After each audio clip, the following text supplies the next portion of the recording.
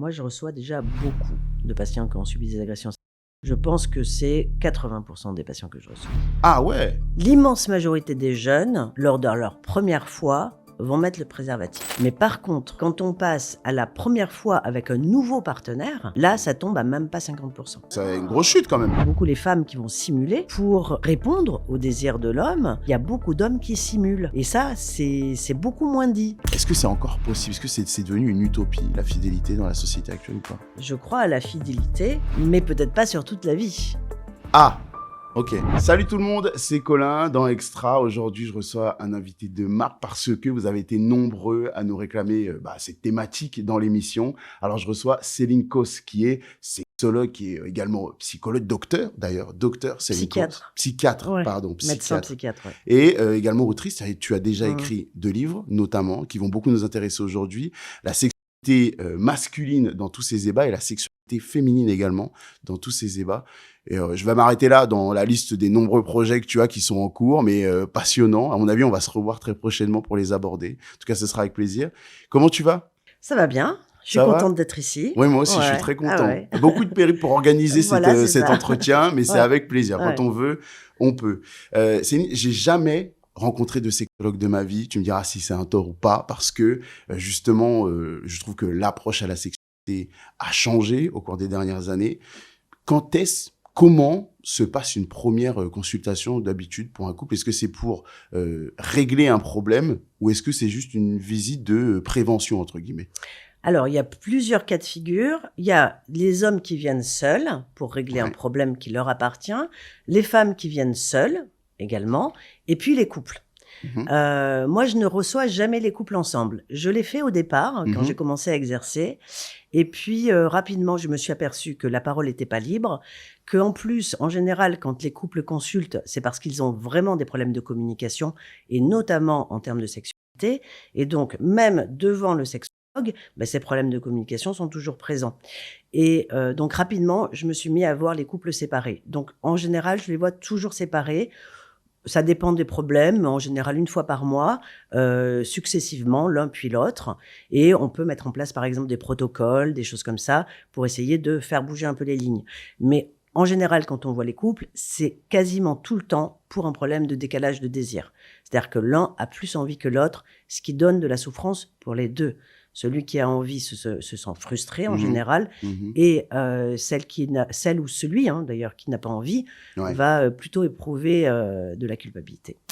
C'est toujours l'un qui vient vers toi en entraînant l'autre, ou est-ce que c'est généralement ensemble?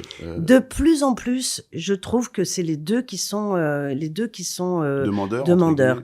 Alors qu'il y a quelques années, clairement, c'était beaucoup les femmes.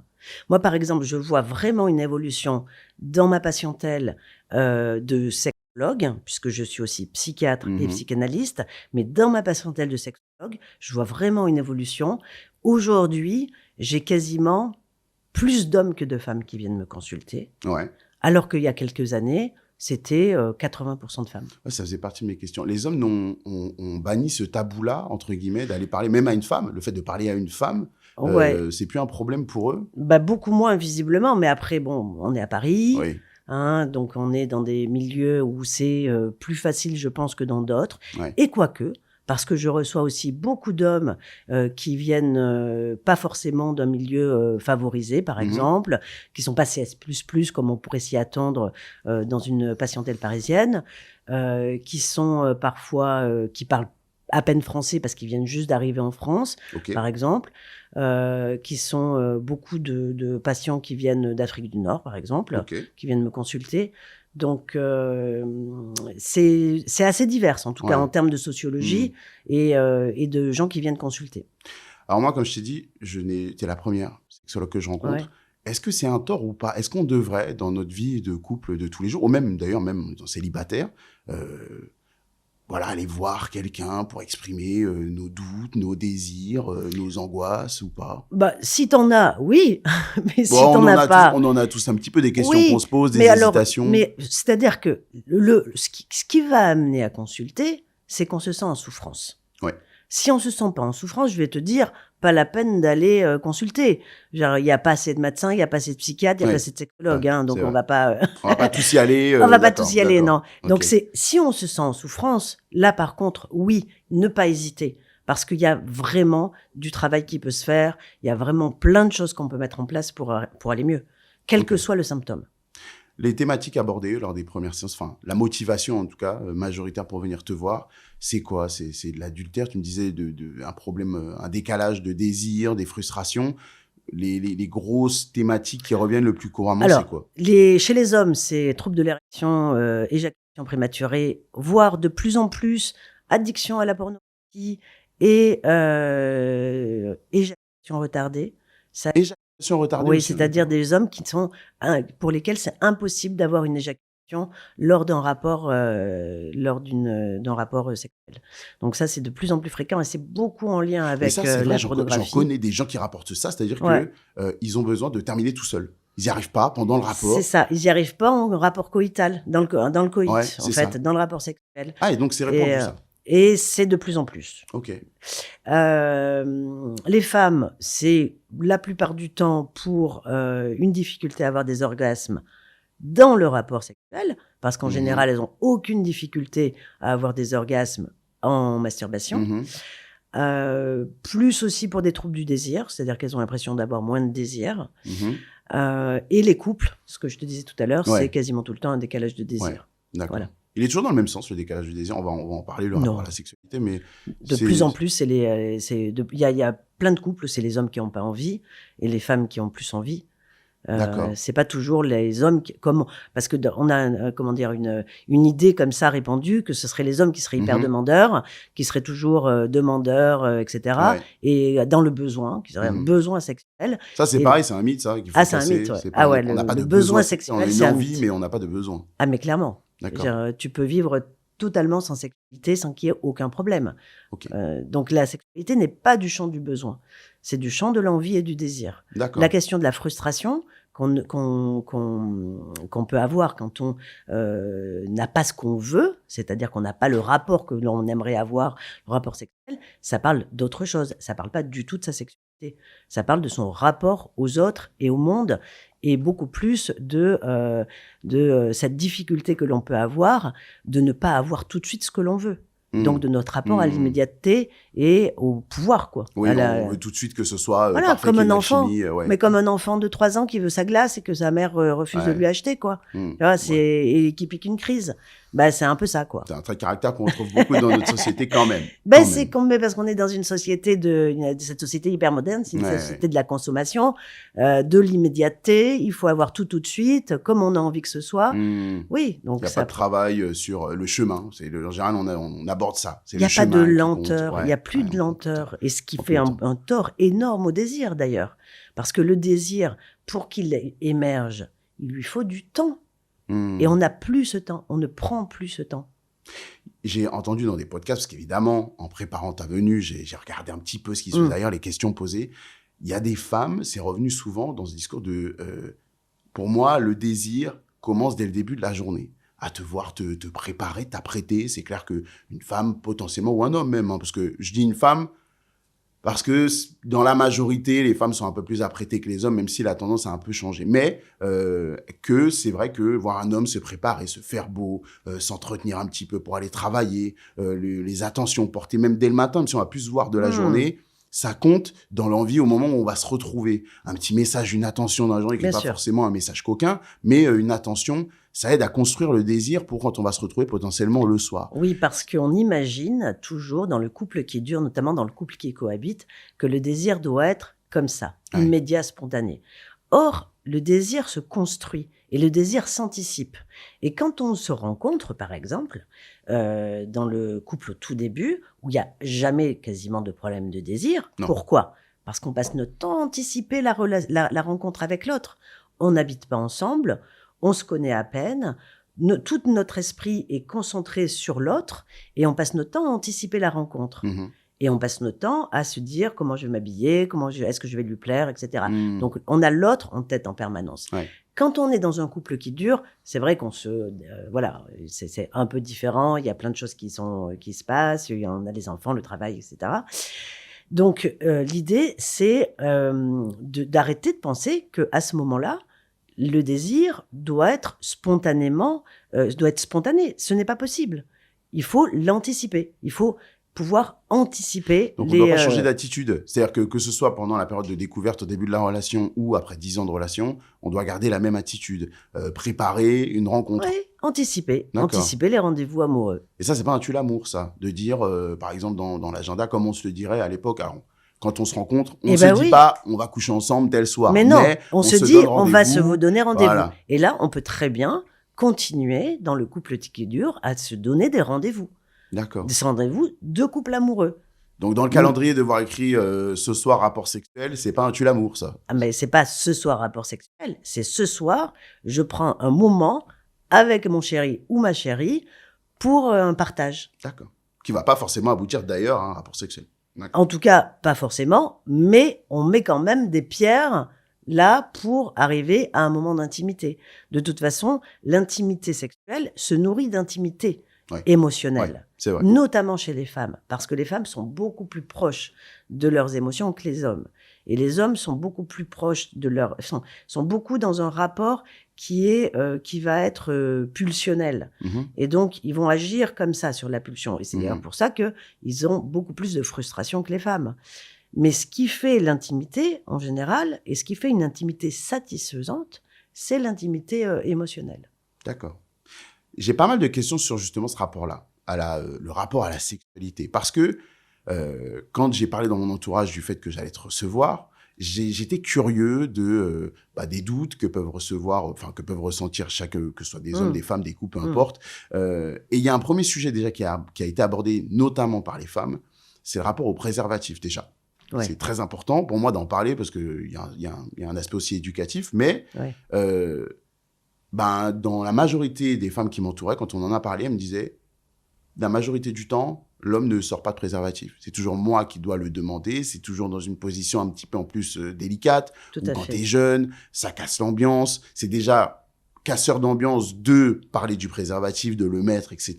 Mais alors, si en plus, il faut qu'il y ait une discussion sur est-ce que tu y as pensé, est-ce que tu en as, etc., ça casse l'ambiance. C'est quelque chose que tu perçois toi aussi dans ta profession ou pas? Alors, ce qu'on sait, par exemple, c'est que l'emploi du préservatif est très important lors des premiers rapports sexuels. C'est-à-dire que statistiquement, l'immense majorité des jeunes, lors de leur première fois, vont mettre le préservatif. Mais par contre, quand on passe à la première fois avec un nouveau partenaire, là, ça tombe à même pas 50%. C'est vraiment une grosse chute quand même. Ah, c'est une énorme chute. C'est-à-dire que au début de la sexualité, on le met, mais globalement après, beaucoup moins. Alors, ça renvoie à plusieurs choses. Il y a beaucoup d'hommes pour lesquels la mise du préservatif est synonyme quasiment de diminution de leur virilité. Okay. Ils ont peur de perdre leur érection. Ils ont peur d'avoir moins de sensations. Et puis, quelque part, je pense que cette barrière qui est mise entre leur pénis et le vagin, ça correspond pour eux comme si, en fait, on leur enlevait quelque chose d'une part d'eux-mêmes, quoi. C'est comme si on leur enlevait quelque chose. Mais ça, c'est propre aux hommes. Les femmes n'ont pas du tout ce rapport-là. Alors, sur les femmes, c'est autre chose. Pour les femmes, c'est beaucoup plus quand on demande à un homme quand on demande le préservatif, ça va beaucoup plus renvoyer au fait qu'on lui fait pas confiance, ou que on est une femme qui aime ça, entre guillemets, qui aime avoir des rapports sexuels. Et on sait que dans la tête des hommes, une femme qui a trop d'hommes, trop de rapports sexuels, body count, voilà, et ça diminue sa valeur sur le capital sexuel, par exemple. Donc ça, c'est dans les c'est vrai, théories je dis pas, sociologiques. C'est vrai, c'est une vérité ce que une vérité ce que tu dis dans la tête des gens, oui. C'est ça, c'est une vérité. C'est quelque chose c'est une représentation que l'on a, sur laquelle il faudrait se battre, contre laquelle il faudrait se battre, c'est sûr. Mais c'est quand même une représentation. C'est vrai. Et il y a quelque chose comme ça dans le port du préservatif. Il y a quelque chose qui se joue à ce niveau-là. Outre, effectivement, les détails pratiques qui est que ça coupe le moment. Oui, c'est vrai. C'est le seul moyen de lutter contre les maladies sexuellement transmissibles. Alors, évidemment, le sida, mais aujourd'hui aussi la syphilis, qui est en recrudescence. Et puis, il y a une recrudescence de la syphilis. Oui, une recrudescence de la syphilis. Et notamment chez les hommes qui ont une sexualité avec d'autres hommes. Et pour les femmes, les chlamydia et l'HPV. Enfin, même si les jeunes, normalement, sont censés être vaccinés, les moins jeunes ne le sont pas. L'HPV, c'est quand même le facteur de risque pour le cancer du col de l'utérus, mais pas seulement. C'est un facteur de risque pour le cancer de l'anus chez l'homme, de la gorge. Enfin, c'est vrai. Voilà. C'est vrai. Donc, et ce rapport-là au préservatif, cette difficulté-là, la tendance dont tu m'as parlé, elle est aussi vraie chez les jeunes que chez les moins jeunes. Est-ce que c'est autant le cas chez les... allez, on va dire 16-25 que chez les 25-35, etc., etc. Est-ce qu'il y a une tendance dans l'âge ou pas? Globalement, c'est la même tendance. D'accord. Il n'y a pas de différence. Tout au long de notre vie, on a le... Avec, effectivement, plus on avance dans l'âge, moins on le met, mais peut-être parce qu'on a moins de partenaires. Le rapport au sexe, alors aujourd'hui, il y a toutes sortes d'influences. Il y a la pornographie. Il y a même les films, les séries qu'on voit. Je ne vais pas citer toutes les plateformes, mais on en voit beaucoup. Aujourd'hui, c'est compliqué même de voir un film où il n'y en a pas du tout. Et il y a de plus en plus de détails qui sont montrés dans le rapport. Est-ce qu'il y a un souci dans la relation homme-femme par rapport aux attentes vis-à-vis de ces influences extérieures ou pas? Alors, ce qui est sûr, c'est que la pornographie fait beaucoup, beaucoup, beaucoup de mal. Dans les représentations que l'on a, autant pour les hommes que pour les femmes. C'est-à-dire que le script sexuel qui est mis en place dans la pornographie ne correspond pas du tout à la réalité. Or, c'est le principal mode d'éducation à la sexualité. Chez les jeunes, comment on s'éduque à la sexualité? Eh bien, c'est en regardant des films pornographiques. Du coup, ça devient un peu notre modèle. Donc, ça donne chez les hommes beaucoup, beaucoup de complexes. Bon, non seulement de taille, on en reparlera certainement tout à l'heure, de la taille du pénis, parce que, évidemment, que quand on filme une scène de sexe dans la pornographie, on va utiliser des plans qui vont mettre en valeur le pénis. Donc, ils vont augmenter visuellement la taille. Donc ça donne énormément de complexes, mais aussi sur le temps du rapport, sur les positions, sur les stimuli visuels. On sait que les hommes sont très sensibles à des stimuli visuels pour l'excitation sexuelle. Mais ça, c'est aussi en lien avec notre société. C'est-à-dire que tout est fait pour que stimuler érotiquement et visuellement l'homme. Le corps de la femme va être visible pour stimuler visuellement l'homme. Ce qui n'est pas du tout le cas pour les femmes. C'est-à-dire que le corps de l'homme est rarement érotisé. Donc, les stimuli visuels sont beaucoup moins importants chez la femme. Bon, mais chez l'homme, oui. Et donc, dans la pornographie, ça donne des gros plans. Donc, c'est des choses qui ne sont pas reproductibles dans l'acte sexuel. Et ça donne des hommes qui vont, quand ils regardent trop de pornographie, c'est-à-dire qu'ils se masturbent trop souvent sur de la pornographie ou exclusivement sur de la pornographie, ils vont avoir du mal ensuite à avoir une érection normale lors du rapport sexuel. Le souci de l'éjaculation retardée dont tu me parlais. Ou de l'éjaculation retardée. Ce qui fait qu'aujourd'hui, alors il n'y a pas que ce problème, mais il y a quand même une épidémie de troubles de l'érection chez les hommes jeunes. Moi, je reçois des hommes de 20 ans qui ont déjà des troubles de l'érection, qui n'arrivent pas à avoir une érection qui leur permet une pénétration lors de rapports sexuels avec leur copine. Mais est-ce que c'est vraiment une nouvelle tendance, ça? Parce que, alors, il y a le fait que la parole se libère. Là, tu me le dis toi-même, dans ta patientèle, il y a beaucoup plus d'hommes, de tout âge d'ailleurs, qui viennent, qui t'approchent. Ce n'était pas forcément le cas avant. Pour autant, avant de pointer du doigt la pornographie comme on le fait aujourd'hui, qui a des vraies conséquences sur la vision et le rapport sexuel, il y avait déjà des troubles de l'érection liés au stress, liés à l'angoisse, liés à des moments un petit peu où on se met trop de pression sur les épaules parce qu'on a une femme dans notre lit, ça va être la première fois notamment, ce genre de choses. Oui, mais ça encore, tu vois, ça, on n'avait pas ça avant. Parce que cette angoisse de la pression, de la performance, etc. C'est une angoisse qui n'est pas que liée à la sexualité. C'est une angoisse qui est beaucoup plus large que la sexualité. C'est lié à notre société moderne. On est dans une société où on doit être performant, où on doit être productif, où on doit être efficace. On n'a pas le droit à la vulnérabilité. C'était pas du tout le cas il y a 50 ans, 60 ans, où il y avait beaucoup moins on mettait beaucoup moins l'accent sur cette question de la performance. Et donc, comme on est dans une société de la performance, ben, ça touche y compris la sexualité. Et notamment, mais aussi la sexualité féminine en vrai. Hein. C'est pas que la sexualité masculine. Ouais. C'est pas que l'homme qui a des angoisses de performance. La femme aussi. La femme aujourd'hui, on lui demande d'avoir des orgasmes. Il faut absolument avoir des orgasmes. Ouais. Il faut réussir à avoir des orgasmes par pénétration. Parce que sinon, c'est comme si c'était pas... Oui, l'homme n'avait rien à voir là-dedans. C'est comme si elle était toute seule. C'est terrible. Et on perd de vue que la sexualité n'est pas une performance. La sexualité est un moment de partage, de plaisir, de partage de plaisir et d'intimité. Ça n'a strictement rien à voir avec la performance. Dans la projection du rapport sexuel, il y a, entre guillemets, les rôles. Dans la projection de l'homme, la femme doit, par exemple, faire des fellations, bouger, ne pas être une étoile de mer. Voilà, il y a comme une liste de performances un petit peu, de choses qu'elle doit savoir faire, alors que quand j'écoutais les femmes, on n'était pas du tout dans cette approche-là. Il n'y avait pas forcément une attente sur ce qu'il doit faire, quand, comment, mais plus sur une vraie application, sur un vrai partage du moment et qu'il soit à l'écoute. Est-ce que ça, tu le ressens quand tu reçois des patients dans ton cabinet ou pas ? Alors, moi, je ne vais pas ressentir ça spécialement parce que quand je reçois des personnes, c'est que déjà, elles seront remises en cause sur leur propre fonctionnement.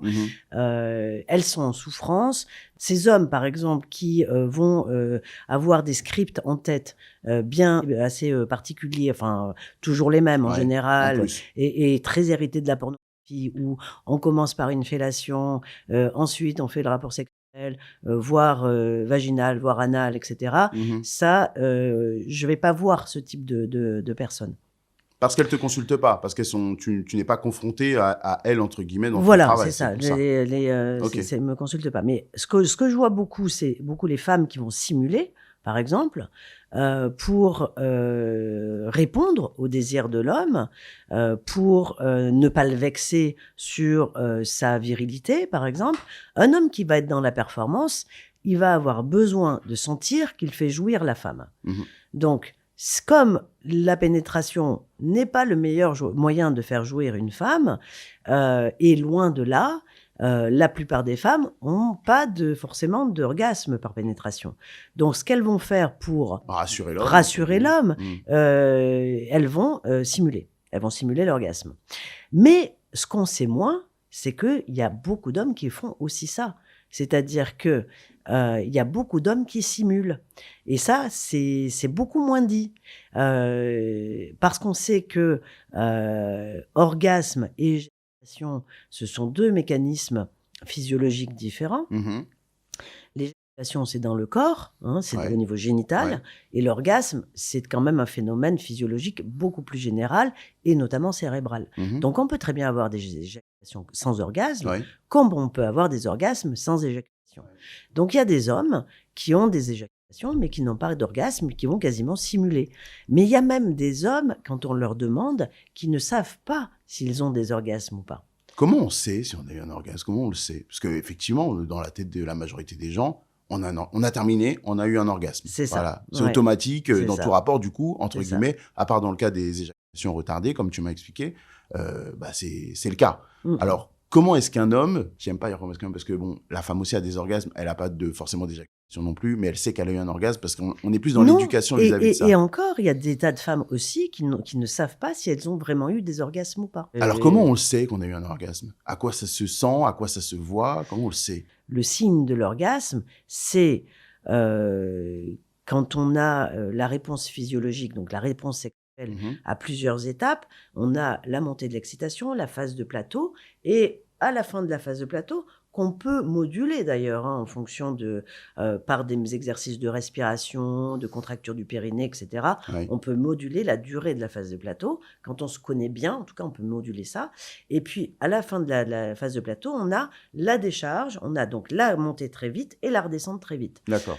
Donc, en fait, là où on sent qu'on a l'orgasme, c'est quand on sent que ça monte très haut pour redescendre ensuite. D'accord. Parce qu'il y a certains patients qui vont avoir cette phase de plateau, qui vont prendre beaucoup de plaisir, hein, parce que l'idée, c'est pas d'avoir un orgasme à tout prix. Non, hein. non. L'idée, c'est de partager un moment de plaisir. Ouais, ça aussi, c'est oublié. Voilà, l'idée, c'est vraiment ça. La sexualité, c'est c'est vrai. je partage un moment de plaisir. C'est vrai. Et ce qui est extraordinaire, souvent je le dis à mes patients, c'est que donc la sexualité, qu'est-ce que c'est? C'est le partage de moments de plaisir grâce à nos sens. Ouais. Donc à nos 5 sens.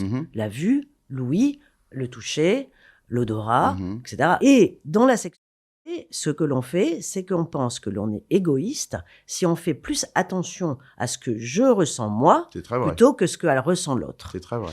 C'est quand même le seul endroit où on peut se traiter d'égoïste si je fais plus attention à ce que je ressens moi que à ce que ressent l'autre. Parce que par exemple, quand on partage un bon repas, hein, Ouais. donc on a le sens, par exemple, de l'odorat, du toucher, du goût, etc. Il ne nous viendrait jamais à l'idée de faire attention à ce que ressent l'autre quand il mange son repas C'est vrai. pour avoir du plaisir. Oui, c'est vrai. Hein. C'est vrai. C'est vrai. Jamais. C'est vrai. Donc, ce que j'encourage les gens, vraiment, plus vous allez vous recentrer sur ce que vous ressentez, plus vous allez vous recentrer vraiment sur toutes vos sensations physiques, vos ressentis, plus vous allez pouvoir prendre du plaisir.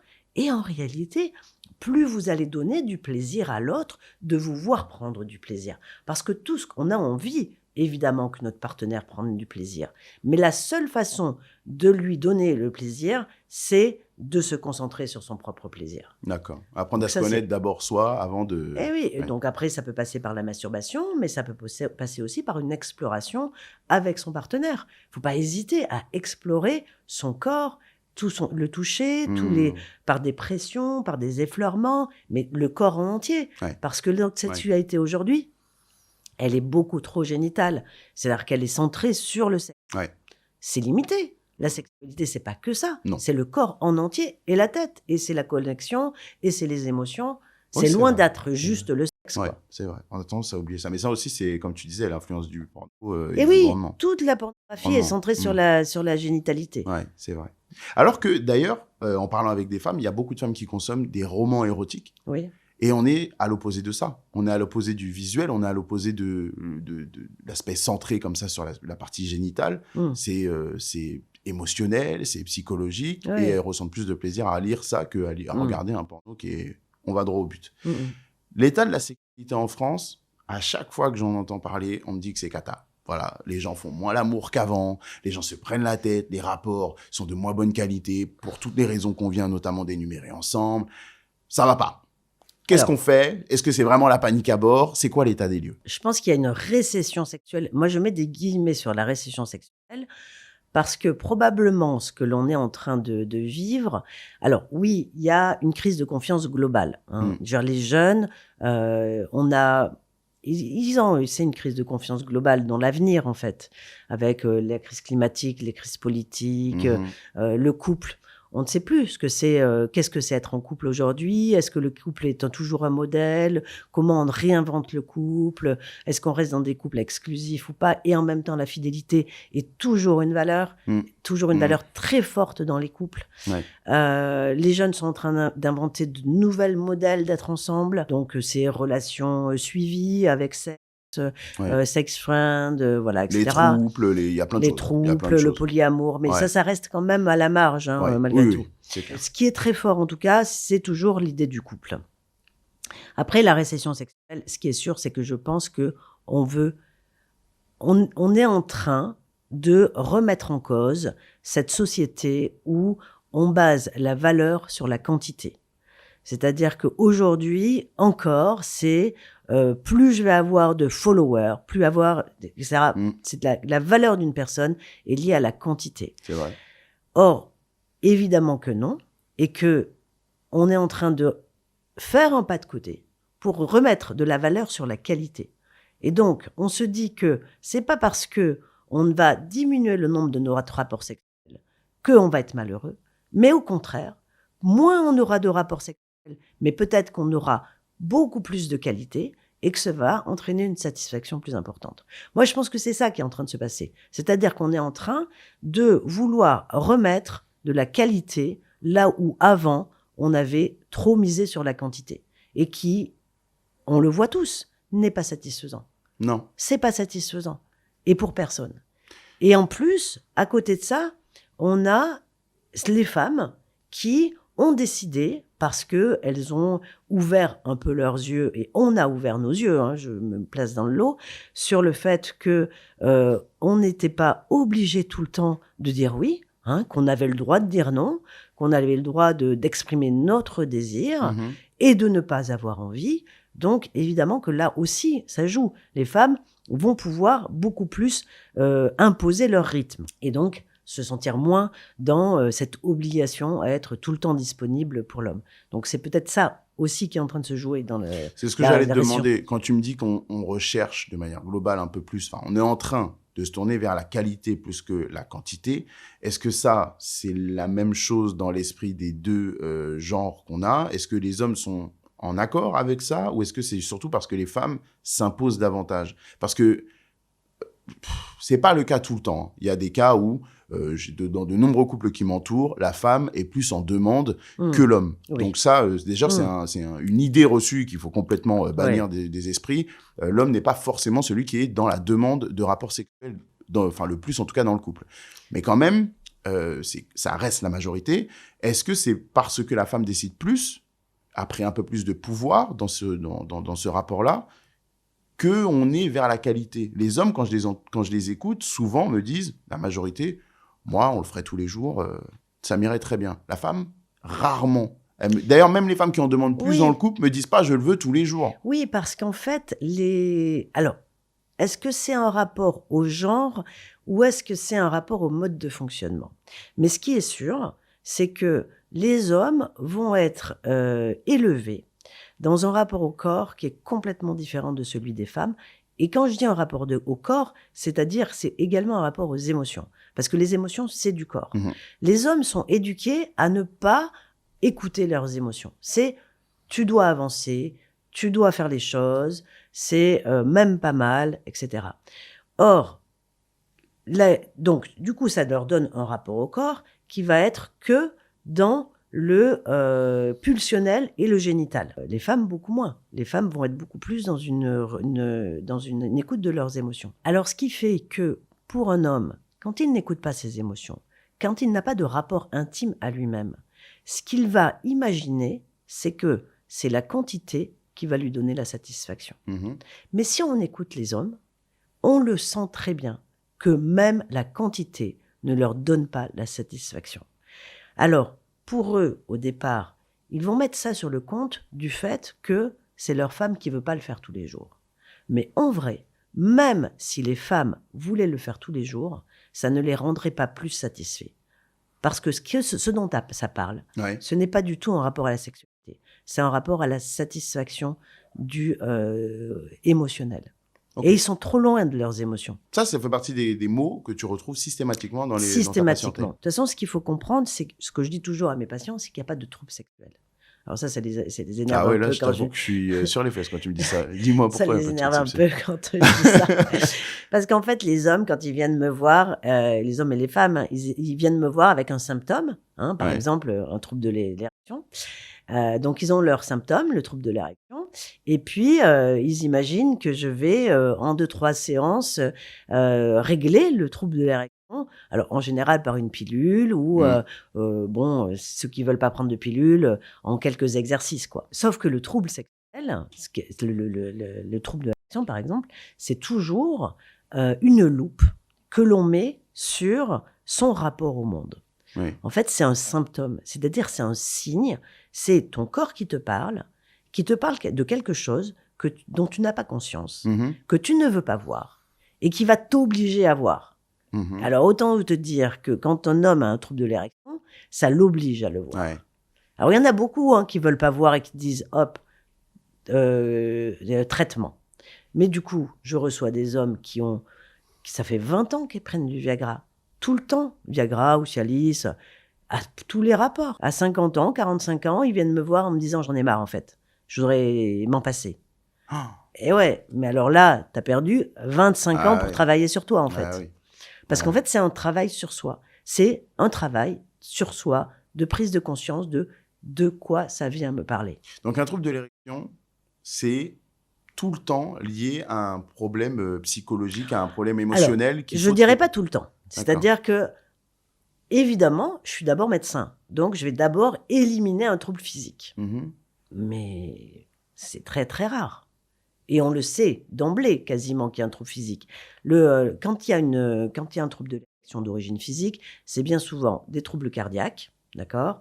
Ça peut être une baisse de testostérone, mais bon, ça, on est, tu vois, dans un âge assez avancé en général. Donc, on fait un examen, bilan cardiaque, échodoppler des artères péniennes, bilan hormonal, et c'est vite éliminé. D'accord. Bon, donc dans 99% des cas, tu élimines un trouble médical.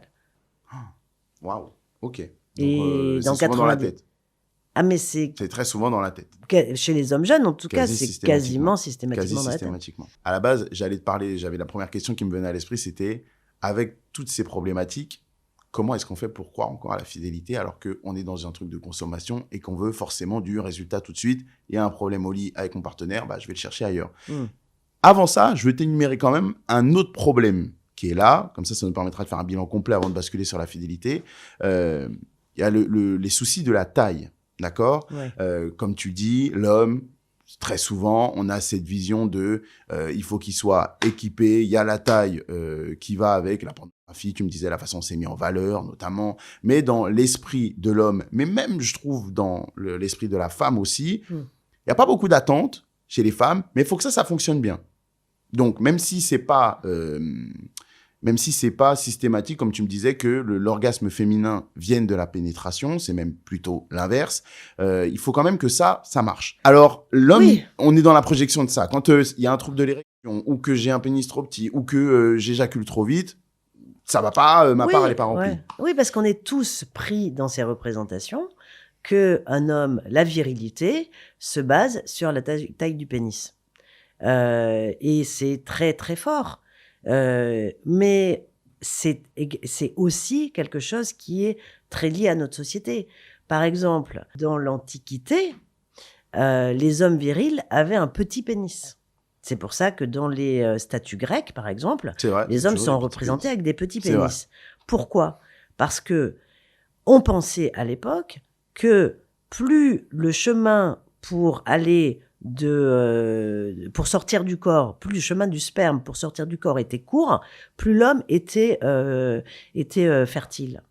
Donc plus le pénis était petit, plus l'homme était fertile. Donc plus l'homme était fertile, plus il était viril. C'est pas une vérité, hein. On a avancé quand même sur ce tout à fait. C'est important de le dire aussi. Oui, c'est ça. Ok, aujourd'hui ça a changé. Donc tu vois, tout ça c'est des représentations de la société. Et là, aujourd'hui, on est dans des représentations où effectivement, c'est encore la quantité qui va faire la virilité. Donc, il faut avoir un gros pénis, mais y compris chez les femmes. Effectivement, tu as raison. C'est-à-dire qu'il y a beaucoup de femmes pour lesquelles, encore, c'est un homme qui aura un petit pénis, ce serait pas un homme viril. Ce qui est parce qu'on pense que la virilité est en lien avec, encore une fois, ce qu'on a en plus. Ok. On l'a pas fait jusqu'ici, mais on va rentrer un petit peu dans des chiffres. D'accord ? Parce que j'ai besoin, ça fait partie des tendances un petit peu récentes où ça se libère beaucoup, la parole et des hommes et des femmes par rapport à ça. Les hommes consultent davantage par rapport à la taille de leur pénis, tu me le confirmes d'ailleurs. Mais il y a aussi le fait que sur les réseaux sociaux, j'ai pu voir beaucoup de communication de la part de femmes qui expliquent qu'il faut arrêter de croire qu'un pénis qui fait, j'exagère évidemment, mais 23 cm, c'est exactement ce qu'elle recherche, quoi. Au contraire, c'est douloureux, c'est pas agréable, ça demande du temps, enfin bref, voilà. Est-ce qu'il y a une taille, entre guillemets, qui est, j'aime pas dire idéale, mais recherchée par les femmes ou pas ? Alors, moi, je pense pas qu'il y ait de taille recherchée par les femmes. Mais bon, si on reste à un niveau purement physiologique, un vagin mesure, en général, 7-8 cm. Bon, il va s'adapter, le vagin. C'est un organe qui est très souple. Donc, il s'adapte à la taille du pénis. Mais de toute façon, même, par exemple, la taille du pénis ou même sa circonférence, je vais te dire, ça n'a pas beaucoup d'intérêt ou d'importance parce que, par exemple, lors de l'excitation sexuelle, qu'est-ce que fait le vagin ? Le vagin se transforme en ampoule. C'est-à-dire qu'il va être serré au départ et en forme d'ampoule après, pour former un réservoir pour accueillir le sperme. Ça veut dire que même si tu as un gros pénis, tu n'auras jamais un pénis qui pourra permettre de remplir cette forme d'ampoule. D'accord. Tu vois ? D'accord. Donc, on s'en fout vraiment physiologiquement.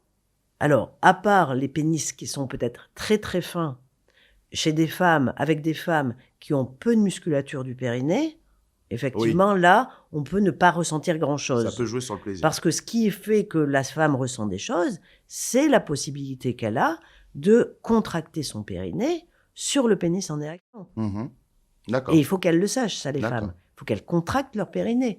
Parce que c'est en contractant leur périnée qu'elles viennent stimuler leur clitoris à l'intérieur.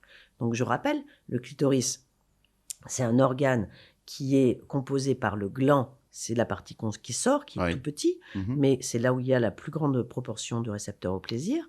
Et il se continue à l'intérieur du corps, comme un peu un lance-pierre, avec 2 branches qui viennent entourer le vagin, d'accord, à l'intérieur.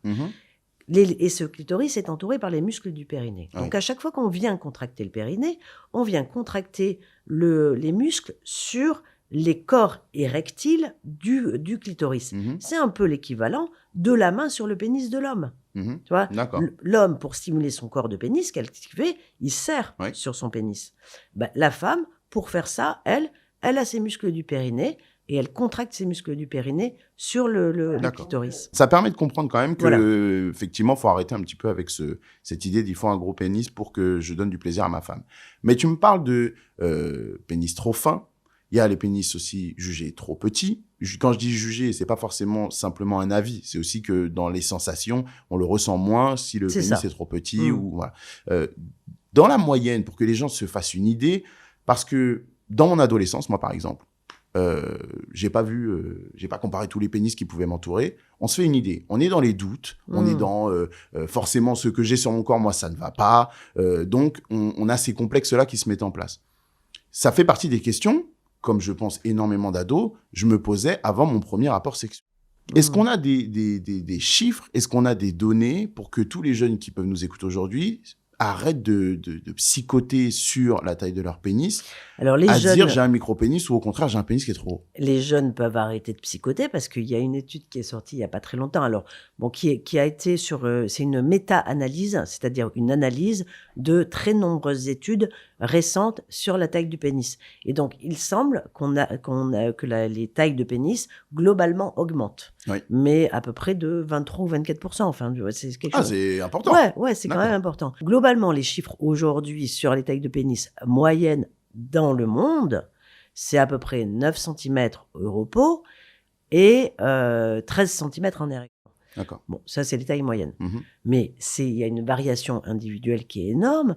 On peut avoir un tout petit pénis au repos, mais qui augmente beaucoup en érection. Ça, c'est ce qu'on appelle le pénis de sang. Comme on peut avoir un pénis au repos qui est assez grand et qui va quasiment pas augmenter en érection. Moi, je pense que la taille du pénis, en réalité, elle est dans sa tête. C'est vrai ? Bah oui.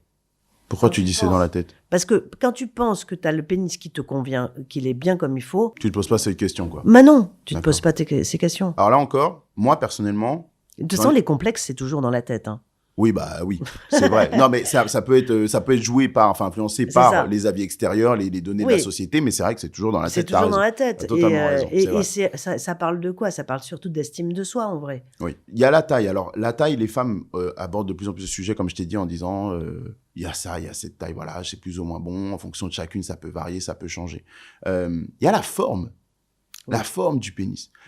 Pareil, quand j'échangeais avec des femmes autour de moi, parce que j'ai pas eu la chance d'en voir beaucoup, moi, personnellement, mais elles me disent, il y a toutes sortes de pénis. T'as des pénis qui sont tout droits, tout fins, des pénis qui sont tordus. Courbés. T'as des pénis, même j'ai eu une anecdote me disant qu'il y a un pénis qui était tellement tordu, courbé, que ça faisait mal à la femme en question pendant le rapport.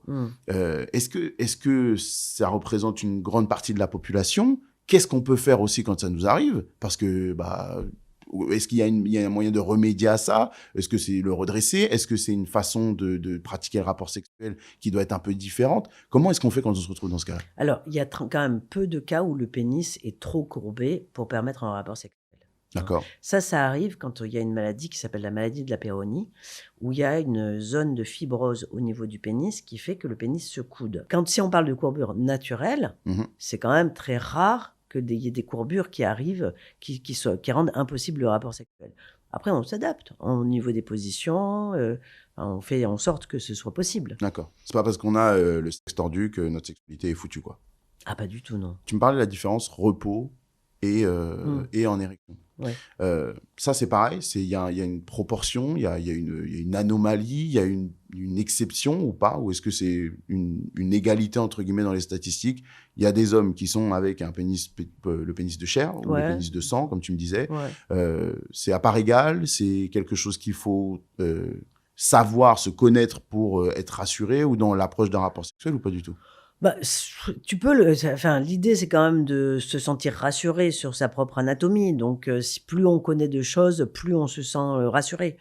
Donc, moi, j'encourage tout le monde à aller chercher des infos. Vraiment. Plus tu vas savoir de choses sur ta sexualité ou sur la sexualité, plus tu vas te comprendre, mieux ce sera. Ouais. Avec tout ce qu'on a énuméré là, comme je te l'ai dit, il y a beaucoup de problématiques dans la tête des gens, que ce soit commune, que ce soit individuel. La fidélité, aujourd'hui, je sais même pas si je dois dire que c'est une philosophie, si c'est une utopie, je ne sais pas comment l'aborder. Je fais partie de ceux qui, s'y accrochent, mais est-ce que c'est encore possible? Est-ce que c'est devenu une utopie, la fidélité, dans la société actuelle ou pas? Est-ce que tu y crois, toi? Alors, moi, j'y crois.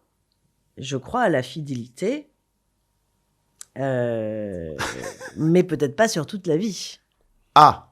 Ok. C'est-à-dire que ce qui est peut-être utopique aujourd'hui, c'est de penser que notre couple fera toute la vie.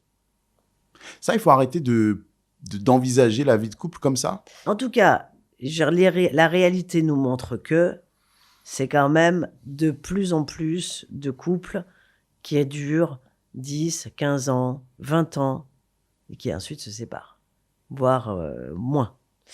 Mais de toute façon, ce qui est sûr, c'est qu'on est tous attachés à la fidélité. C'est quand même très paradoxal. Et oui, c'est très paradoxal. On est tous attachés à la fidélité. Parce que ça parle de beaucoup de choses, la fidélité. Ça parle de l'exclusivité émotionnelle, ça parle de l'estime de soi, ça parle de l'envie d'être unique. La possessivité aussi. Ça parle de la possessivité, ça parle de la domination, ça parle du pouvoir sur l'autre. Donc, tu as quand même un gros doute, toi, par rapport à ton expérience, par rapport à ce que tu vois dans la sexualité, dans les rapports humains aussi aujourd'hui. Ça dépend ce que l'on en fait de la fidélité pour moi. Pour moi, c'est la fidélité, mais ce n'est pas une question de moralité. Mais par contre, je trouve que dans notre société actuelle, quand on trouve le temps d'être infidèle, c'est que on délaisse forcément notre relation principale. Oui. Genre, la logistique, tu peux pas être dans une relation de couple dans laquelle tu t'investis, tu passes du temps avec ton partenaire, tu fais des choses avec ton partenaire, tu penses à ton partenaire, tu fais attention à ton partenaire, et en même temps avoir une vie extra-conjugale, ou alors tu travailles pas. Enfin, je veux dire, à un moment donné, on peut pas tout faire. Je comprends ce que tu veux dire. Ça demande trop de temps pour que ça ne joue pas sur notre quotidien. Et que du coup, ça n'influence pas la qualité de la relation de couple principale, tu vois. Alors, est-ce que toi, quand tu es avec ta patientèle, tu encourages à se donner à fond sur le temps que ça durera, c'est-à-dire 5, 10, 15 ans? On sent un petit peu la deadline des 15 ans, mais disons les 15 ans. Et après, on fait le point au moment où on n'a pas de regrets. Ou est-ce que tu les encourages encore à se projeter sur du très long terme, sur 20 ans, 30 ans? Ni l'un ni l'autre. D'accord. Tu es sur l'instant T, toi? Non, j'encourage les gens à réfléchir sur eux-mêmes, surtout. À savoir qu'est-ce que tout ça veut dire, de quoi ça parle, de quoi ça leur parle. Parce que la relation de couple, ça parle de beaucoup de choses, en fait. Pourquoi c'est aussi compliqué, le couple? C'est parce qu'on n'est jamais tout seul dans notre couple. Ça convoque les images parentales, ça convoque nos relations avec nos parents, ça convoque notre modalité d'attachement. C'est vrai. Enfin, ça parle de beaucoup de choses, le couple. C'est vrai. Donc, c'est hyper intéressant de parler du couple en thérapie parce que justement, on peut comprendre beaucoup de choses de son propre mode de fonctionnement grâce à la relation de couple. Et je pense que aussi, ça fait partie des raisons pour lesquelles le couple est très important pour nous en tant qu'être humain.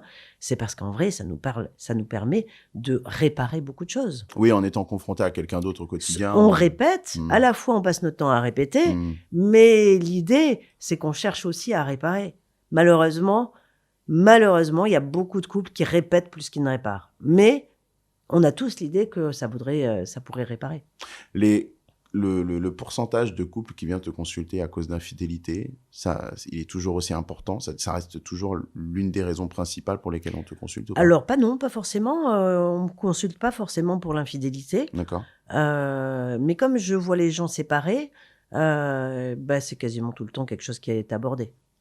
C'est-à-dire que ils viennent c'est pas forcément su par le conjoint. Oui, mais voilà, c'est pas su par le conjoint. Ça a été vécu, quoi. Mais ça a été vécu par l'un ou par l'autre, voire par les deux, sans que personne soit au courant. À quel moment on doit le dire à l'autre alors ?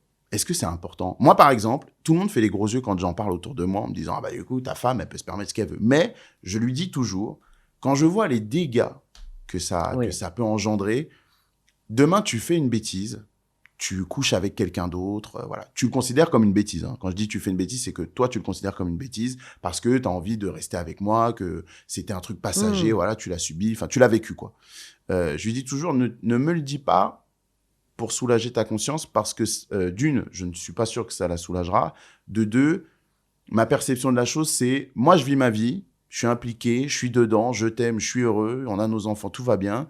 Et d'un coup, j'ai une bombe qui me tombe sur la tête et je me retrouve à devoir la gérer alors que j'ai rien demandé. T'as fait ta bêtise, entre guillemets. T'as été voir ailleurs. Ton fardeau, c'est de la gérer. C'est d'avoir peur que, du jour au lendemain, je puisse tomber dessus parce que la personne décide de me le dire. C'est de culpabiliser quand tu me vois qu'on passe un bon moment ou que je suis avec les enfants, que tout se passe bien et que hop, t'as un flash, ça te revient dans la tête. Pour moi, c'est ton fardeau. Il n'y a pas de raison que ton fardeau devienne le mien. Donc, ne me le dis pas. Alors, ce qui est sûr, c'est que tu as raison. C'est-à-dire que le fait de culpabiliser n'est absolument pas une bonne raison pour le dire à l'autre. Alors, c'est quoi les bonnes raisons pour le dire à l'autre ? C'est quand on veut être honnête avec l'autre, parce que si l'autre l'apprend, alors pour le coup, il y a des statistiques de fait sur ce sujet, c'est-à-dire qu'on sait que il y a beaucoup plus de séparations de couples quand l'infidélité est apprise par hasard ou pas dite en fait par le partenaire qui trompe, que quand l'infidélité est dite par le partenaire qui trompe. Okay. Parce qu'en plus de l'infidélité, se rajoute la trahison et le manque de confiance. Donc le sentiment de trahison, il est atténué par le fait que l'autre vienne confesser sa bêtise, quoi.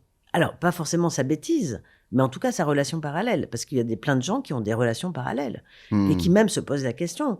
Est-ce que je quitte mon partenaire ? Est-ce que je le quitte pas ? Mais non, mais je veux donner une seconde chance à mon couple. Et puis, il y a des partenaires qui le sentent, qui disent « Mais je te sens moins bien en ce moment, qu'est-ce qui se passe ?» Non, rien, il n'y a rien. Bon, tout ça, ça provoque de la confusion. Et je pense que c'est important, dans ces cas-là, d'être honnête avec l'autre. Ouais. C'est-à-dire, oui, ce que tu ressens est vrai. Ce que tu ressens, je suis moins impliqué, ça c'est vrai. Tu ressens que je suis plus absent, tu ressens que je suis plus distant, et tu as raison dans tes ressentis, plutôt que de dire non, je vois pas de quoi tu parles, tu vois. Donc je pense que ce qui est important, c'est de valider les ressentis de l'autre. D'accord. Ok, pas mentir. L'important c'est ça, c'est pas mentir. Et de pas créer la confusion, parce que t'imagines à quel point ça peut être déstabilisant pour le partenaire qui est trompé, qui ressent des choses, de se dire attends, c'est moi qui invente, mais comment ça se fait, j'invente tout. Enfin, ça, il y a une culpabilité en plus. Parfois, ça rend fou, en fait. D'accord. Dans des proportions pareilles, dans les statistiques, est-ce que toi, ou dans ton ressenti, c'est vrai, cette idée un peu générale de quand il y a une infidélité de la part de l'homme, elle est plus souvent pardonnée, ou en tout cas pas synonyme de séparation, que quand c'est la femme qui trompe.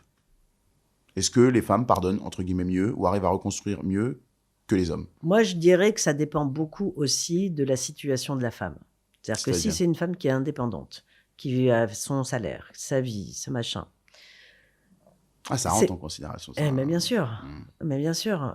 Ce qui se passait avant, c'est que les femmes étaient dépendantes des hommes, beaucoup. Ouais.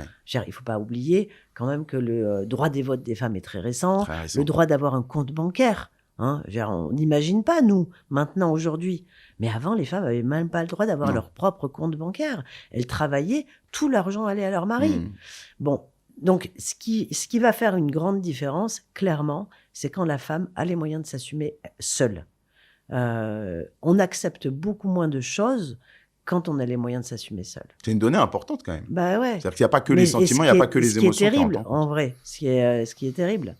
Oui, c'est terrible pour celles qui ne peuvent pas partir parce que, entre guillemets, elles sont limitées sur le plan financier et l'indépendance, quoi. Oui, qui ont arrêté de bosser pour élever leurs enfants, par exemple. Ouais. Alors que c'est un choix commun, enfin, c'est un choix de couple, quoi. Et ça devrait être un choix de couple et qui devrait être assumé en tant que tel. C'est quand même, moi, ça m'inquiète un peu, ça. Mais bon, ça m'inquiète, pas pour mon cas personnellement, mais ça m'inquiète dans la vision de la société. Si on est en train de parler de niveau social et de salaire et d'indépendance financière, parce que c'est beaucoup financier quand même, d'indépendance financière pour qu'un couple décide d'aller de l'avant ou pas, ça en dit long sur la relation et sur la considération de la relation quand même. C'est pas très positif. C'est pas très positif. Mais je pense qu'il faut qu'on puisse être d'égal à égal dans une relation. J'ai des questions de cas pratiques pour toi. Tu me dis ce que ça évoque chez toi, s'il y a des anecdotes qui te viennent à l'esprit pour essayer de nous guider un petit peu. Les positions. On a parlé de l'importance et de l'influence de la pornographie. On a l'impression que pour un bon rapport sexuel, il faut 3-4 positions dans le rapport, il faut que ce soit animé, il faut qu'il y ait du mouvement. Voilà. Est-ce que cette appréhension-là, elle est plus présente du côté des hommes ou des femmes? Franchement, je trouve pas que ce soit une appréhension particulière. D'accord.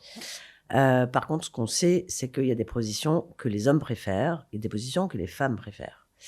Les hommes, comme ils ont tendance à être beaucoup plus stimulés par la vision, ils vont préférer des positions où ils peuvent voir des choses qui les excitent.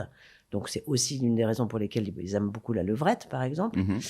Mais ils aiment bien aussi la cuillère ou le missionnaire, etc. Ouais. Par contre, les femmes qui se connaissent bien et qui connaissent bien leur corps, elles vont plutôt préférer l'andromaque, qui est donc la position où la femme est dessus. Mais c'est aussi une position visuelle pour l'homme, de voir la femme au-dessus. Tout à fait, oui.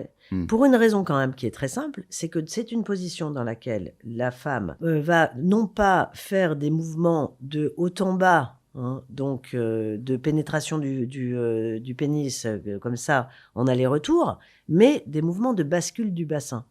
Et pourquoi c'est mieux pour la femme? Parce que quand elle fait des mouvements de bascule du bassin, le pénis vient stimuler le clitoris à l'intérieur beaucoup plus que quand c'est des mouvements d'aller-retour. D'accord.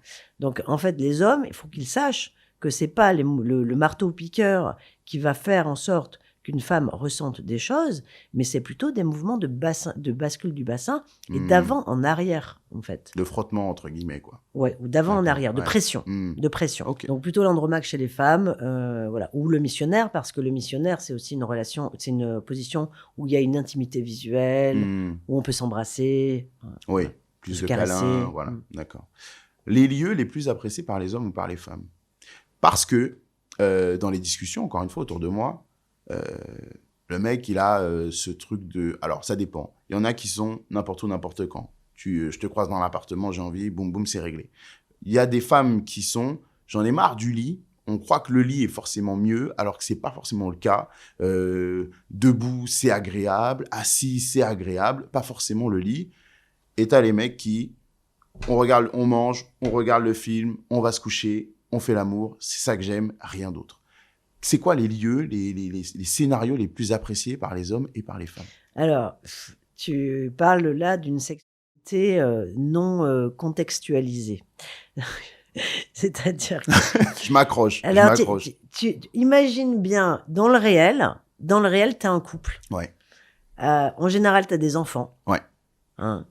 Petits, qui peuvent se pointer, se lever de leur chambre à n'importe quel moment. N'importe quand.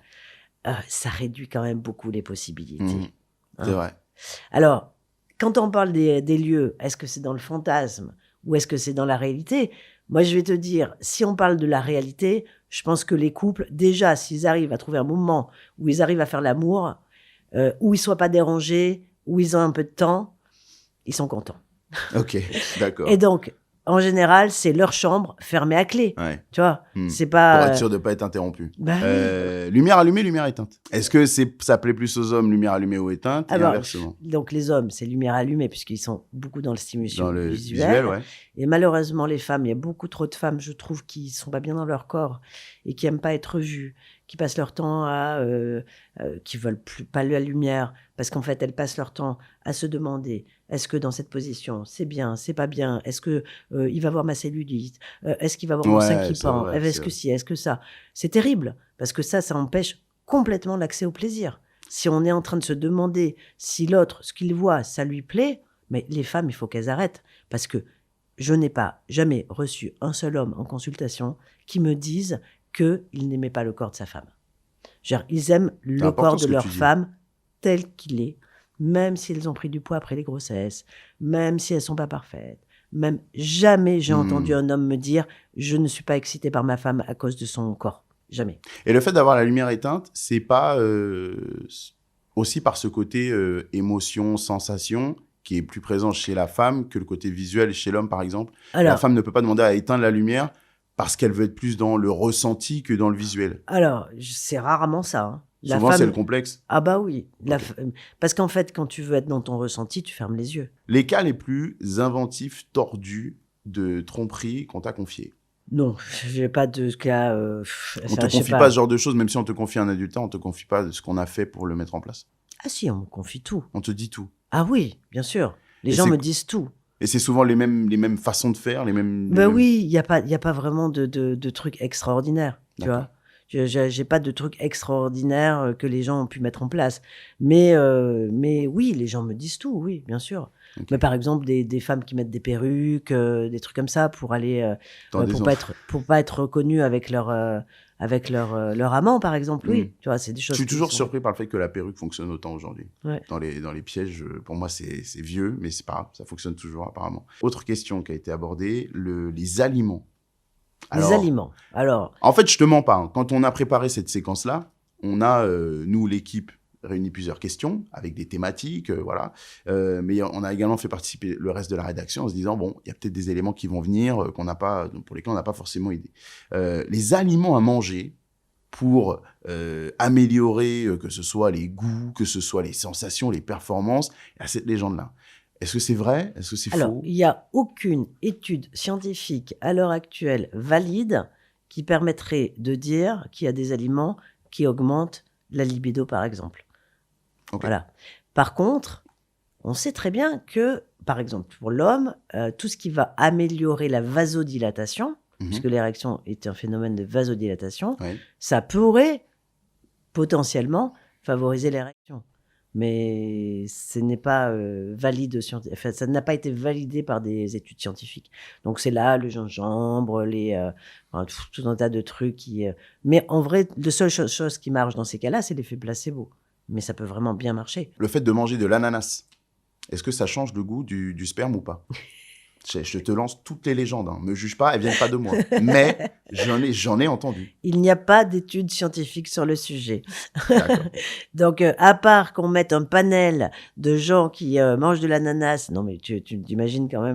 Je suis surpris. Hein. Moi, je suis le messager. Voilà. Mais c'est vrai, c'est des choses que l'on entend. Oui, ça c'est sûr. Des choses qu'on entend. La raison la plus folle pour laquelle on est venu te consulter. C'est pas une raison très très folle, mais c'est une raison.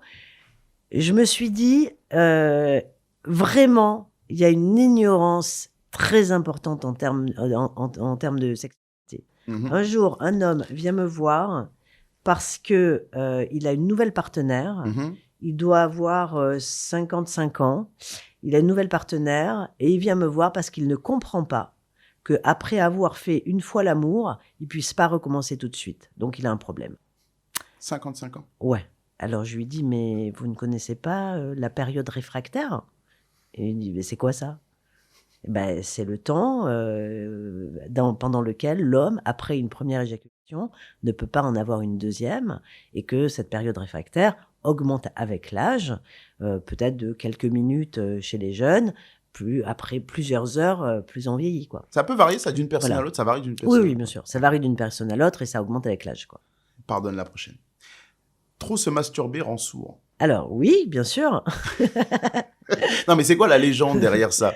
C'est quoi? C'est dans le fameux livre de Tissot, qui était un médecin au XVIIIe siècle, qui donc a fait un bouquin exclusivement sur les méfaits de la masturbation. Donc ça, c'était vraiment en lien avec la religion, hein. C'est-à-dire on interdisait la masturbation, mais tous les autres comportements qui n'étaient pas à vocation de procréation pour des questions religieuses, quoi. D'accord. Donc ça, c'était... et parmi ça, c'était la masturbation rend sourd.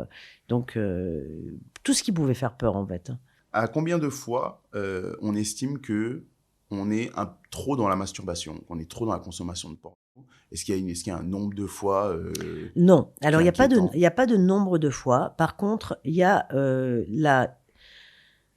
le fait que la masturbation ou le fait de regarder du porno se fasse au détriment de sa vie de couple, de sa vie perso, de son travail, ça, c'est un souci. Quand ça devient au détriment. Moi, j'ai des patients, par exemple, qui vont passer 4-5 heures à se masturber par jour. 4-5 heures? Et oui. Donc là, ça commence... Comment on trouve 4-5 heures? C'est au détriment de tout le reste. Donc, c'est pas tellement un nombre de fois, c'est plus l'incidence que ça peut avoir sur notre quotidien. Et, exactement. Et la souffrance en plus, ensuite, que tu en retires. Parce que tu imagines bien que c'est absolument pas satisfaisant de passer 4-5 heures à se masturber. Non. Donc c'est des hommes qui sont en souffrance. C'est pas douloureux, même? Mais pas forcément, non, ils sont pas forts. Parce qu'en plus, ils vont se masturber, ils vont vraiment quasiment jamais aller jusqu'à l'éjaculation. Ils vont laisser... oui, d'accord. Donc non. D'accord. Okay. Mais c'est pas, ça ne leur apporte aucune satisfaction. C'est quand même bien souvent un moyen de fuir ses émotions et de fuir son état psychique interne. Ouais. Les saignements après un rapport. Chez les femmes, ça fait partie des questions qui ont été abordées. Chez les femmes, on constate après un rapport, pas forcément pendant, mais vraiment à la fin du rapport, du sang sur les draps, du sang sur les jambes, sur les parties génitales, que ce soit de l'homme ou de la femme, et que ça arrive de manière assez fréquente, que ce soit pas forcément accompagné de douleur, pas dans les périodes menstruelles. Est-ce que c'est inquiétant? Est-ce qu'il faut forcément les consulter? Qu'est-ce qu'on doit faire? Alors, déjà, ce que je veux rappeler, c'est que les saignements lors de la première fois, c'est seulement 20%. Donc, dans 80% des cas, il n'y a pas de saignement lors de la première fois. Le l'hymen ne fait pas saigner, ça c'est une idée reçue. L'hymen ne fait pas saigner? Non, pas du tout. Et quand il y a des saignements, c'est parce que ça a été trop fort. La femme n'était pas prête, elle n'était pas assez lubrifiée, donc c'est une irritation du vagin. D'accord. Donc vraiment, voilà. Donc dans les autres cas, les saignements, alors c'est compliqué de te répondre vraiment, parce que t'as saignement et saignement. Si c'est des saignements de sang vraiment rouge, etc., ou si c'est des trucs sanguinolents qui sont mélangés à du liquide, etc., tu vois, ça va pas être la même chose, quoi. Donc c'est compliqué. Moi, par précaution, je dis consulter. D'accord. Que le stérilet peut blesser un pénis? Non, pas du tout. Pourquoi? Il est reçu, hein. Ne juge pas le messager, s'il te plaît. Ah oui, d'accord. Non, mais c'est vrai. Ouais. Alors, parce que le stérilet, il est mis dans l'utérus. Hein. Il n'y a pas du tout de contact. Entre le pénis il y a des contacts avec le petit fil que l'on laisse à l'extérieur, qui passe par le col de l'utérus pour pouvoir retirer le stérilet une fois qu'on a besoin de le retirer. Donc, c'est comme si ton pénis était en contact avec du fil. D'accord. Je pense pas que le fil puisse blesser un... Non, pas forcément. Voilà. Pas forcément. Les 3 erreurs à ne jamais commettre au lit. Ne pas écouter le désir de son partenaire. Alors ça, c'est quand même le numéro 1 aujourd'hui, si on veut un rapport qui fonctionne. Ouais. Ça, c'est incontournable. En 2. Ne pas se concentrer sur son propre plaisir. Et ne pas exprimer son désir. Ça, c'est un frein, ça. Après, tu me parlais de la communication, mais c'est vrai qu'il y a beaucoup de gens qui n'osent pas le dire. C'est très clair dans leur tête, mais n'osent pas le dire. Tellement. Mais alors, non. Il y a beaucoup de gens qui ne se sont jamais posé la question de ce qu'ils aiment vraiment, notamment chez les femmes. Donc, évidemment, quand on ne s'est jamais posé la question de qu'est-ce que je désire, c'est difficile de le dire. Les 3 fantasmes que tu entends le plus souvent dans ta patientèle qui reviennent le plus régulièrement chez les Français? Alors, les fantasmes les plus fréquents chez les hommes, c'est le plan à 3 avec 2 femmes. Ouais. Ouais, ça c'est. Ça bougera pas, ça sera toujours ça, là. c'est très très fréquent. Ouais. D'accord. Ouais. Ok. Et chez les femmes, ça va beaucoup plus être des choses de type relation romantique, ou alors faire l'amour avec un inconnu, ou faire l'amour avec quelqu'un qu'on idéalise. D'accord. Ça va être plutôt être ça chez Ok. les femmes. D'accord. Les femmes fontaines, c'est quoi la vérité sur les femmes fontaines? Est-ce que les hommes doivent... Alors, il y a eu des théories comme quoi toutes les femmes étaient des femmes fontaines, que c'était juste une capacité à le stimuler ou pas. Alors, en découle, évidemment, si t'es pas capable de voir que ta femme est une femme fontaine, c'est que tu ne sais pas la faire jouir, que tu ne sais pas la contenter sexuellement. C'est quoi la vérité? Alors, déjà, d'où ça vient, cette pression que l'on met à la femme fontaine, c'est toujours de la pornographie. Ouais. Puisque c'est la seule chose qu'on a trouvée pour rendre l'orgasme de la femme visuel. Oui, ça c'est vrai. Donc c'est ça. Or, l'émission fontaine n'est absolument pas reliée à l'orgasme. Donc, on peut avoir une émission fontaine sans avoir d'orgasme. C'est pas un indicateur forcément du plaisir de la femme. C'est pas un indicateur d'orgasme du tout. C'est un indicateur de relâchement des sphincters et du périnée. Ok.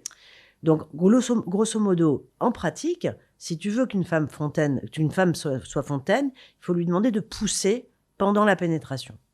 Parce qu'en poussant, elle va détendre son périnée et détendre ses sphincters. L'émission fontaine vient de la vessie.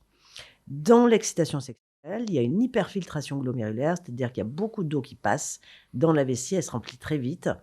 Et c'est ce liquide-là, qui n'a pas le temps encore de se changer en urée, donc ce n'est pas de l'urine, mais ça devient de la vessie, qui va être émis pendant l'émission fontaine. C'est aussi une raison pour laquelle, pendant longtemps, on a pensé que c'était tout simplement des femmes qui se faisaient pipi dessus. Ok. Ce qui n'est pas le cas. Mais en tout cas, ça vient de là. L'émission, ce qu'on appelle l'éjaculation féminine, qui vient donc de la prostate féminine, la prostate féminine, ce n'est qu'un des vestiges, et donc ça ne fait que un tout petit peu comme ça de liquide. Donc c'est absolument donc pas l'émission l'émission fontaine. Donc on n'est pas du tout dans un jet. Mais pas du tout. On a l'habitude mais de pas voir dans les du pornos. tout. D'accord. Et d'ailleurs, ça passe totalement inaperçu dans tous les cas. Et puis il y a plein de femmes qui n'ont pas de prostate, qui n'ont pas ces vestiges. Oui, c'est vrai. D'accord. Donc l'émission fontaine, ça ne sert à rien de la rechercher. Ça peut être intéressant uniquement si on cherche à se détendre, notamment chez des femmes qui se sentent trop crispées. Voilà. Ah, ça peut être intéressant d'aller chercher cette sensation de relaxation. En tout cas, ça peut... Bien sûr. Alors, en tout cas, aller chercher la sensation de relaxation, c'est important. D'accord. Parce qu'on sait que ça augmente l'excitation sexuelle. Je vais la poser. J'ai hésité, je vais la poser. Quels sont les différents steps dans la reconstruction d'une personne qui a subi une agression sexuelle? C'est quand même dans l'air du temps, aujourd'hui, les agressions sexuelles seraient répétées. Oui. Quelles sont les différentes étapes que toi, tu vas guider, dans lesquelles tu vas guider ton patient ou ta patiente pour s'en sortir? Alors, moi, je reçois déjà beaucoup de patients qui ont subi des agressions sexuelles. Je pense que c'est 80% des patients que je reçois. Ah ouais? Oui. On parle beaucoup moins des agressions sexuelles subies par les hommes, mais évidemment qui sont aussi victimes. T'en reçois beaucoup des hommes qui ont subi des agressions sexuelles? Oui, bien sûr. Et c'est quel type d'agression sexuelle pour un homme? Parce que évidemment, tout de suite, le cliché, ça va être ils se sont fait agresser par un homosexuel. C'est pas du tout le cas. C'est quoi une agression sexuelle pour un homme? Alors, l'agression sexuelle pour un homme, dans la majorité des cas, ça se passe dans l'enfance, par un homme qu'ils connaissent. Ça peut être un frère, un oncle, un cousin, l'entraîneur sportif, l'animateur de colo, dans le milieu de la religion, et ça peut être l'inceste maternel. Wow, donc ça, c'est globalement donc ça se passe souvent dans l'enfance, quoi. Ça se passe quasiment exclusivement dans l'enfance. D'accord. Ça peut être aussi une éducation sexuelle, entre guillemets, fait par une femme beaucoup plus âgée. Alors là, c'est très dur.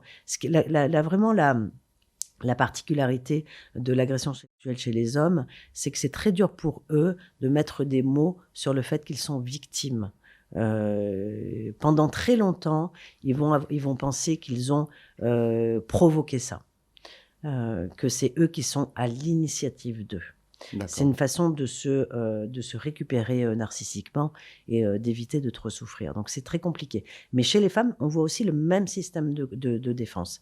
C'est-à-dire qu'il y a beaucoup de femmes qui vont prendre conscience très, très tard qu'elles ont subi des viols parce qu'en fait, elles vont mettre en place des mécanismes de défense pour se protéger, pour réussir à survivre à l'agression sexuelle, qui est de c'est moi qui ai voulu, et finalement qui vont répéter le même mécanisme. Donc c'est pour ça qu'en fait, quand une femme est violée très jeune, elle va se mettre en danger, on dit qu'elle répète, et elle va répéter les traumatismes jusqu'à prendre conscience du viol initial. Et donc la première étape, c'est vraiment la prise de conscience. Et après, c'est tout un travail de reconstruction que l'on accompagne. Qui s'étend sur des mois et... Des mois, des années, avec voilà, toujours une reprise de confiance, beaucoup de travail sur le corps, beaucoup de travail en EMDR. Donc ça, c'est des thérapies basées sur le psychotrauma qui marchent très bien. Donc c'est des choses que l'on peut travailler en tout cas. D'accord. Et c'est ma dernière question. La nourriture dans le rapport sexuel, est-ce que c'est conseillé ou pas? Le cliché genre la chantilly, le cliché de la chantilly, il y a eu raisin, chantilly, fraises, les œufs comme dans le film, je sais plus notamment. Ouais. C'est conseillé, c'est pas conseillé ou pas? Alors, anecdote, je te dirais pas d'où je la tiens. Anecdote. Vas-y.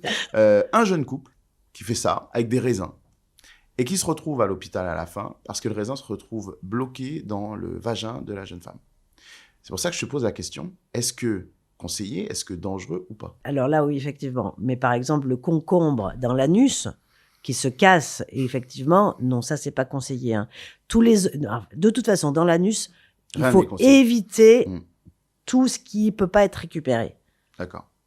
C'est pour ça que d'ailleurs, les plugs anneaux, ils ont une base très, très large. Ouais. C'est pour éviter que ça remonte.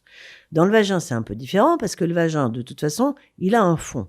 Et en plus, il y a une gravité. Donc, on se met debout, normalement, les choses redescendent naturellement. Tu vois.